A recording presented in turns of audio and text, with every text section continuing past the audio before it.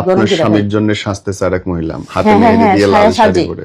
হ্যাঁ, সব সময় অল টাইম। কিন্তু আমার প্রশ্ন হচ্ছে বোন, আপনি কেন তারপরেও তার সাথে থাকবেন?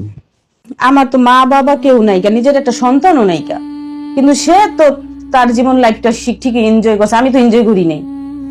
আমি ভাবছি আমার সংসার, আমি সংসার পিছনে পিছনে আমার এই বয়সে সব নষ্ট করে ফেলেছি। আমি যে একটা টাউনে থাকি, আমি কখনো বাসা থেকে বের হই নাই। আমার ওয়াদা করাইছি আমি যেন বাসা থেকে বের হই না, কারোর সাথে কথা না বলি, কিন্তু আমি আমার ওয়াদা রাখছি। আমি কোনোদিন একদিন ঝালমুড়ি চটপটি আমি কোনোদিন ঘুরতেও যাই নাই, কোনোদিনও না। কি পাইলেন লাভ হলো? আমি কিছুই পাই নাই। শেষমেশ হিসাব মিলে দিই আমি একটা জিরু।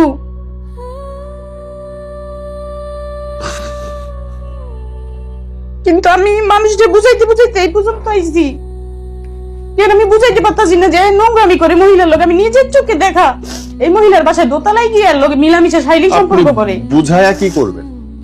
আমার কথা কেউ এখন যে প্রমাণ দেওয়ার পরও কারণ আমি বুঝাইতে পারতাছি না। আমাকে এই লাইনটা বলেন, ধরেন আপনার কথা সবাইরে বুঝাইলেন, আপনার লাভ কি তাতে? আমার লাভ কি? আমার পাশে কেউ নাই তো।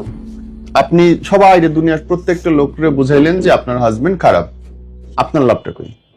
নাকি এটা আপনার লাভ যে আপনি ওই বিপদ থেকে উঠে আসলেন, ওই নরক থেকে উঠে এসে নিজের মতো করে সুন্দর জীবন যাপন করলেন, নিজের মতো ইনকাম করলেন, সংসার করলেন বা করলেন না, হোয়াট এভার।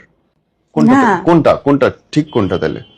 কোনটাই না। আমি আর এনে সংসার করতে চাইছিলাম যে আপনি তার সাথে সংসার করতে চান মানুষ। এখন এরপরে আর সংসার করতে চাই না। এখন আমি লাস্ট ডিসিশন নিছি যে না, এর সাথে তার থাকাই যায় না।